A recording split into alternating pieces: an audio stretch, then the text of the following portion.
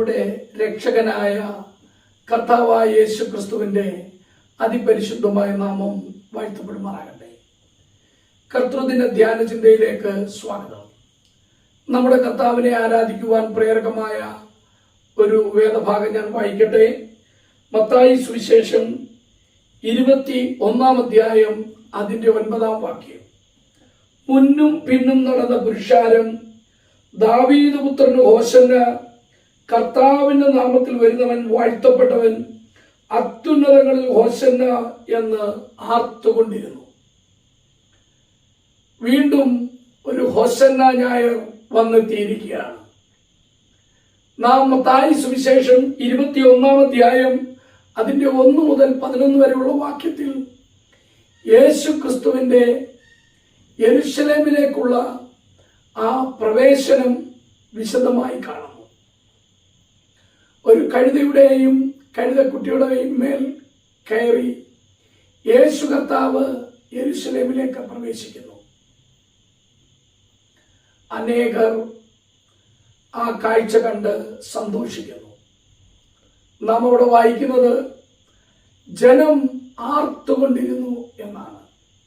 ഹോശന്നയിലെ ആനന്ദം, ഹോശന്നയിലെ ആർപ്പ്, ഹോശന്നയിലെ ആഘോഷം. എന്താണ് ഇവർ ആർത്തുകൊണ്ടിരിക്കുന്നത്? നാം ഇവിടെ കാണുന്നത് യേശു ക്രിസ്തു യെരുശലേമിലേക്ക് പ്രവേശിക്കുവാൻ പോകുമ്പോൾ കർത്താവ് ബേത്ഫാഗയ്ക്കും ബഥാന്യയ്ക്കും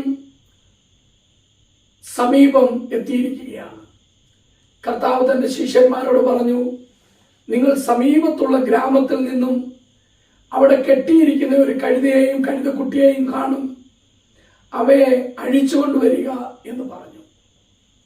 ശിഷ്യന്മാർ പോയി അങ്ങനെ തന്നെ കണ്ടു. അവർ കഴുതയെയും കഴുതക്കുട്ടിയെയും അഴിച്ചുകൊണ്ടുവന്നു.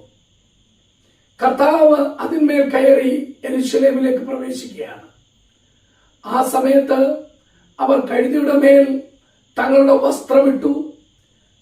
വഴിയിൽ ഒലിവ് ചില്ലകളും മറ്റുമായി അവരുടെ വസ്ത്രങ്ങളുമൊക്കെ വിരിച്ച് ഈ രാജാവിനെ ആദരിച്ച് അവർ ആ കഴുതയെ കൊണ്ടുപോവുകയാണ്. ഇവിടെ കെട്ടപ്പെട്ട ഒരു കഴുതയെ നമുക്ക് കാണുവാൻ കഴിയും. അതിന് സ്വാതന്ത്ര്യം കിട്ടുന്ന മനോഹരമായ ഒരു ചിത്രം നാം കാണുന്നു. ഹോശന്ന സ്വാതന്ത്ര്യം നൽകുന്ന ഒരനുഭവമാണ്. നിങ്ങളും ഞാനും പിശാചിന്റെ ബന്ധനത്തിലായിരുന്നു. എന്നാൽ യേശു കർത്താവ് എന്ന രക്ഷകൻ നമുക്ക് തന്ന സ്വാതന്ത്ര്യം ഈ ഹോശന്ന വളരെ മനോഹരമായി നമുക്ക് വരച്ചു കാണിക്കുന്നു. പിന്നെയും ഒരിക്കലും ഒരു കഴുതയെ കെട്ടിയിടേണ്ട ആവശ്യമില്ല. ഈ കഴുത കെട്ടപ്പെട്ട് കിടക്കുകയാണ്. എന്നാൽ അതിന് സ്വാതന്ത്ര്യം കിട്ടിയത് മാത്രമല്ല നാം ഇവിടെ കാണുന്നത്. ഒരു കഴുത നടന്നു പോകുമ്പോൾ ആരും തങ്ങളുടെ വസ്ത്രം വഴിയിൽ വിരിച്ച് അതിനെ അതിൽ നടത്താറില്ല. എന്നാൽ ഇസ്രായേലിനെ വീണ്ടെടുക്കുവാനുള്ള, അവർക്ക് സ്വാതന്ത്ര്യം നൽകുവാനുള്ള അവരുടെ രാജാവ് സൗമ്യനായി ഒരു കഴുതക്കുട്ടിമേൽ കയറി വരികയാണ്. അതുകൊണ്ട് സൗമ്യനായ രക്ഷകൻ, സൗമ്യനായ രാജാവ്, അവന്റെ വരവ് വളരെ മനോഹരമായി ഈ ഭാഗത്ത് നാം കാണുന്നു. തന്നെയുമല്ല, ഈ കഴുതയ്ക്ക് ഇവിടെ ഒരു സ്ഥാനക്കയറ്റം കിട്ടി.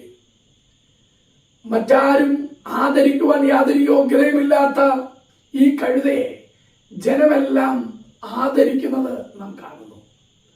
അപ്പോൾ ഈ കഴുത എന്തുകൊണ്ടാണ് ആദരിക്കപ്പെട്ടത്? അതിന്റെ കാരണം ഈ യജമാനൻ, അതിന്റെ മേലിരിക്കുന്ന രാജാവ്, അവൻ മഹോന്നതനാണ്. അവനുള്ള ആദരവാണ് ഈ കഴുതയ്ക്ക് കിട്ടിയിരിക്കുന്നത്. ഈ കഴുതപ്പുറത്ത് വരുന്നവൻ മറ്റൊരു കാര്യവും കൂടെ വളരെ വ്യക്തമായി ഓർമ്മിപ്പിക്കുന്നു. അവൻ സമാധാനത്തിന്റെ രാജാവാണ്. യെരുശലേമിൽ സമാധാനം ഘോഷിക്കുവാനായിട്ടാണ് ഇവൻ കഴുതപ്പുറത്ത് വരുന്നത്. രാജ്യത്ത് സമാധാനമുള്ളപ്പോഴാണ് രാജാവ് കഴുതപ്പുറത്ത് യാത്ര ചെയ്യുന്നത്. ശലോമോനെ അവന്റെ രാജ്യസ്ഥാനത്തേക്ക് കയറ്റുമ്പോൾ അതിന് അഭിഷേകം ചെയ്യുവാനായിട്ട് അവനെ കോവർ കഴുകപ്പുറത്ത് കൊണ്ടുപോയതായിട്ട് നാം വായിക്കുന്നുണ്ട്.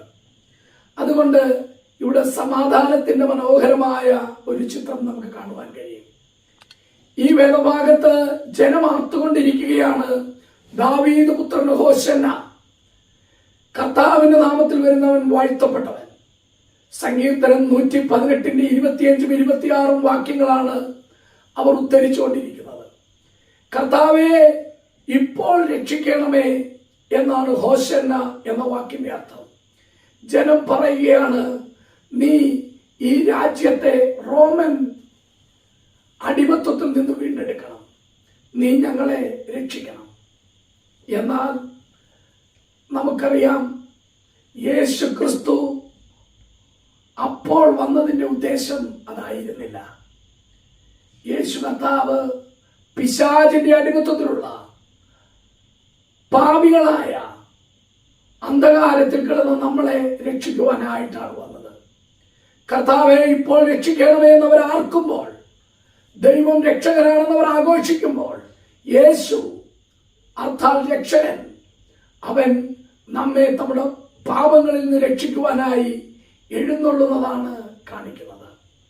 അതുകൊണ്ട് ഒന്നാമതായിട്ട് ഈ കഴുതക്കുട്ടി അവിടെയുള്ള സ്വാതന്ത്ര്യത്തെയും സ്ഥാനക്കയറ്റത്തെയും സമാധാനത്തെയും നമ്മളെ ഓർമ്മിപ്പിക്കുന്നു.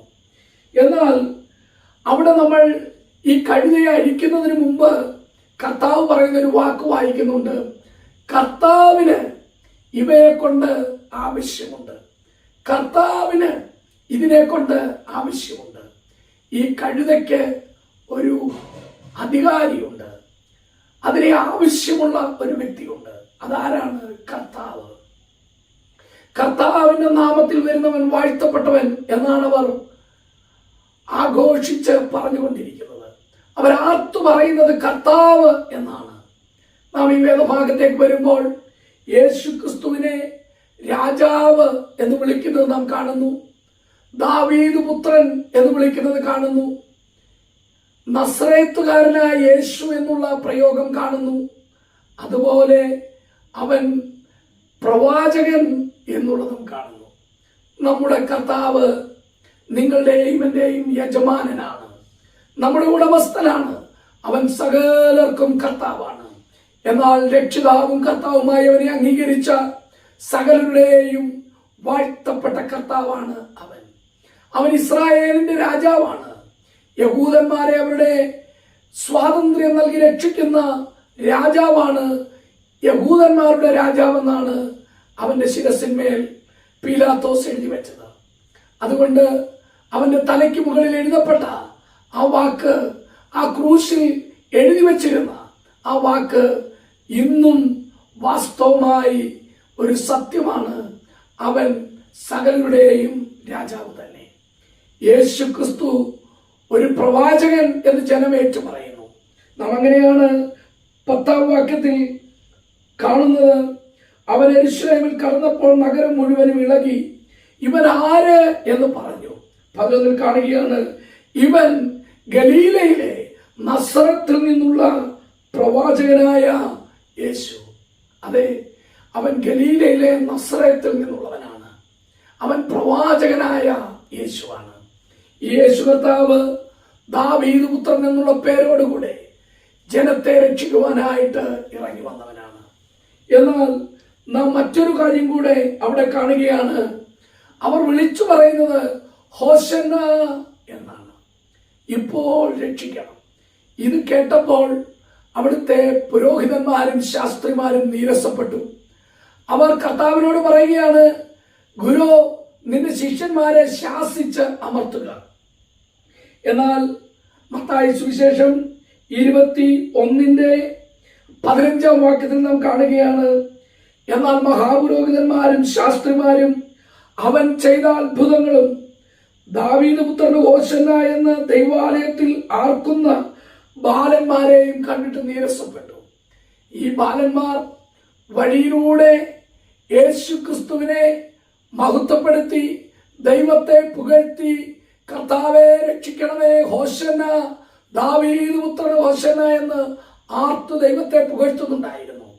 വഴിതോറും മാത്രമല്ല, വഴിയിലൂടെ ആർത്തു പറഞ്ഞത് മാത്രമല്ല, അവർ ദൈവാലയത്തിൽ ചെന്നപ്പോഴും ഇത് തന്നെ ആർത്തു പറഞ്ഞുകൊണ്ടിരുന്നു.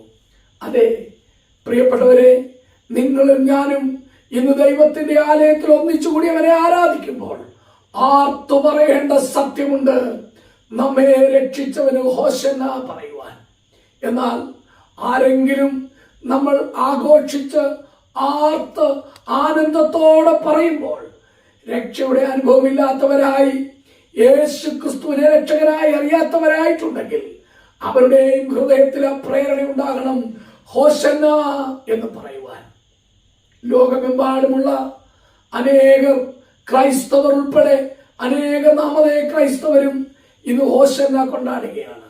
എന്നാൽ യഥാർത്ഥമായി ആത്മരക്ഷ ലഭിക്കാതെ, യഥാർത്ഥമായി യേശുവിനെ രക്ഷകനും കർത്താവുമായി അംഗീകരിക്കാതെ, പാപത്തിൽ നിന്ന് രക്ഷ ലഭിക്കാതെ, ഈ മരണത്തിൽ നിന്ന് രക്ഷ ലഭിക്കാതെ, നരകത്തിൽ നിന്ന് രക്ഷ ലഭിക്കാതെ ഹോശന്ന ആഘോഷിച്ചിട്ട് എന്ത് കാര്യം? നിങ്ങളും ഞാനുമാണ് ഹോശന്ന എന്ന് പറഞ്ഞ് ദൈവത്തെ പുകഴ്ത്തേണ്ടത്. കാരണം അവൻ നമ്മെ രക്ഷിച്ചു. കർത്താവേ, നീ രക്ഷിച്ചതിനായി സ്തോത്രം എന്ന് പറയുവാൻ നമുക്കിടയാകണം. നാം അങ്ങനെയാണെങ്കിൽ ഈ ഹോശന്ന ദിനത്തിൽ ആ ബാലന്മാരും ആ വലിയ ജനതയും ആർത്തു പറഞ്ഞതുപോലെ ദൈവത്തെ പുകഴ്ത്തുന്ന അനുഭവമായിട്ട് തീരും. നമ്മെ രക്ഷിക്കുവാനായി യേശു കർത്താവ് ഈ ഭൂമിയിലേക്ക് വന്നിട്ട് അവൻ നമുക്ക് രക്ഷയൊരുക്കിയത് കാൽവരി ക്രൂശിലാണ്.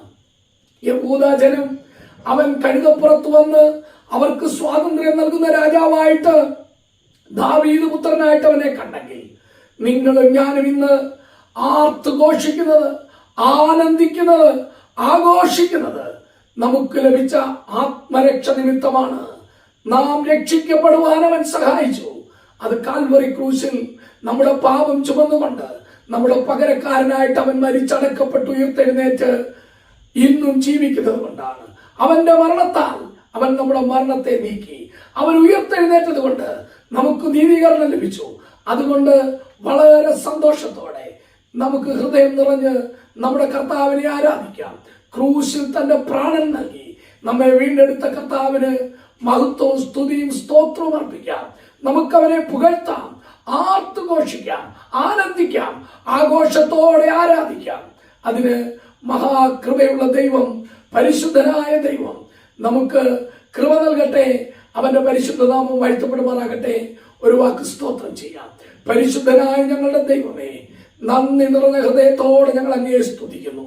അങ്ങേ പോലെ ആരാധ്യനില്ല. പ്രിയ കർത്താവേ, അങ്ങ് ഞങ്ങളുടെ രാജാവായി, ഞങ്ങളുടെ മെസ്സിഹയായി, ഓ വലിയ പ്രവാചകനായി, ഞങ്ങളുടെ കർത്താവായി വാഴുന്നത് കൊണ്ട് സ്തോത്രം. ഞങ്ങൾ അങ്ങയുടെ സന്നദ്ധയിൽ വീഴുന്നു. തേജോമയനായ ദൈവത്തെ ഞങ്ങൾ വാഴ്ത്തി സ്തുതിക്കുന്നു. ഓ ത്രിയേക ദൈവത്തിന്റെ സന്നദ്ധയിൽ ഞങ്ങൾ വീണ് നമസ്കരിക്കുന്നു. ദൈവമേ, അങ്ങേ പോലെ ഒരു രക്ഷകനില്ല. അങ്ങ് ഞങ്ങളെ രക്ഷിച്ചതിനായിട്ട് സ്തോത്രം. പിശാചിന്റെ കരാളഹസ്തങ്ങൾ ഞങ്ങളെ വിടുവിച്ചതിനായി, മരണത്തിന്റെ കരാളഹസ്തങ്ങൾ നിന്ന് വിടുവിച്ചതിനായി, നിത്യനരകത്തിൽ നിന്ന് വിടുവിച്ചതിനായി നന്ദി നിറഞ്ഞ ഹൃദയത്തോടെ അങ്ങേ സ്തുതിക്കുന്നു. അടികൾ ഒരുക്കിക്കൊണ്ടുവന്നിരിക്കുന്ന സകല സ്തുതിയും സ്തോത്രവും ആരാധനയും പുകഴ്ചയും സർവ്വവല്ലഭനായ പ്രിയ പിതാവേ, അങ്ങയുടെ പാദപീഠത്തിൽ അർപ്പിക്കുന്നു. ഞങ്ങളുടെ കർത്താവും രക്ഷിതാവുമായ യേശു ക്രിസ്തുവിന്റെ വിലയേറിയ നാമത്തിൽ തന്നെ ആമേൻ.